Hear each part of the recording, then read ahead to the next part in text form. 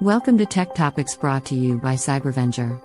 We help keep small businesses stay protected and compliant with cutting-edge cybersecurity and IT solutions. Hello everyone and welcome. My name is Andy, I'm the Managing Consultant for Cybervenger. Today's another deep dive into the 110 controls of the NIST 800-171 standard. Now if you don't know what that standard is or why you would need to follow it, check out our other videos here on our channel. It talks a lot about it. It's for dealing with controlled unclassified information for the Department of Defense or federal departments.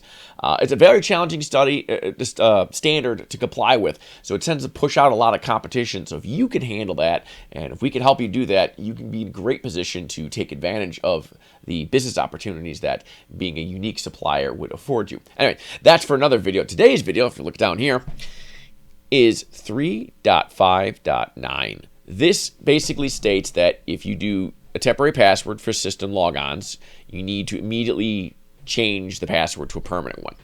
So it's a really standard thing for this is when you create a Windows account for a new user to log on, you might set a password that says something like welcome123, and that's just the generic password, and the first time someone logs on, it will immediately force them to change that password. You could, if you wanted to, not according to the standard, but mechanically speaking, you could create an account, you could set the password welcome123, and then just let your normal 90-day password expiration force them to change it. And that's something people would do. This is not good, and we'll explain it a little bit more in a second here. So this standard says instead there's a checkbox right in Active Directory. It says, force change on first logon. You have to check that box, and you have to consistently have people immediately change your password. It's not just for Active Directory, it's for any system.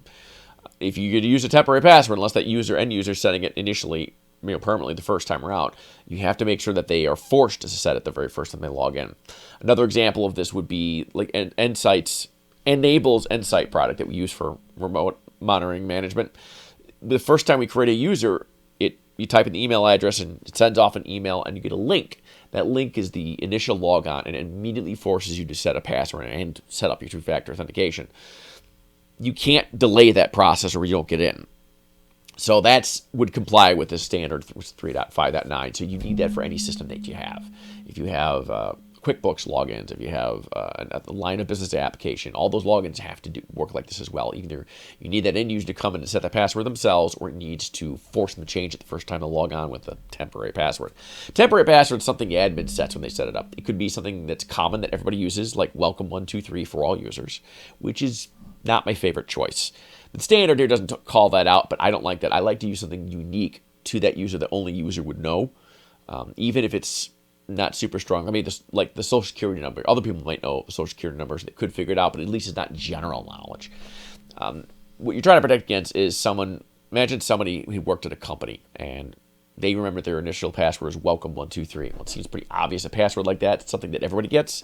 And then they left the company, and a couple of years later, hey, I wonder if I can get in. I know so-and-so just started last Tuesday. Let's try welcome123. Let's try Tuesday123. Let's try, the date they started. And if you use common passwords like that, someone could guess and log on initially.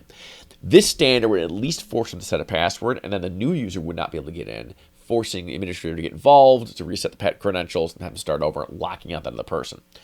I think the more unique you can create your passwords at the get-go for the unique and special to the user, even before they log in once, the better. The standard doesn't specifically call that out, but I think that's just good practice. I mean, remember, the security standards are all about becoming more secure. So if you could do something that's more and above and beyond the minimum requirement of the standards, that's a good thing.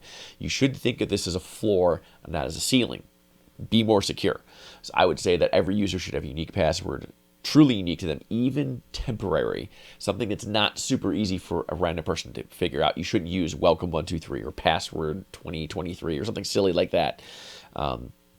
You should use something that's kind of unique to begin with. Maybe the social security might be good enough because not a lot of people know what that is. But it is still findable information, so even that's not great. But in any case, if you do have a temporary password like that, where the administrator is aware of the password and types it in for the user, you definitely want them to change it the very first time they log in to get access for that reason.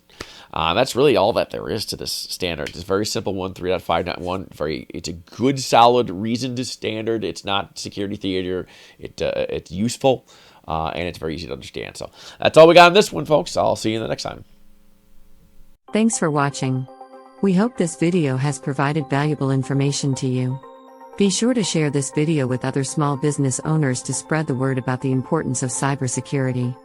As always, don't forget to like and subscribe for more videos like this. If you want more information about cybersecurity, visit us at www.cybervenger.com.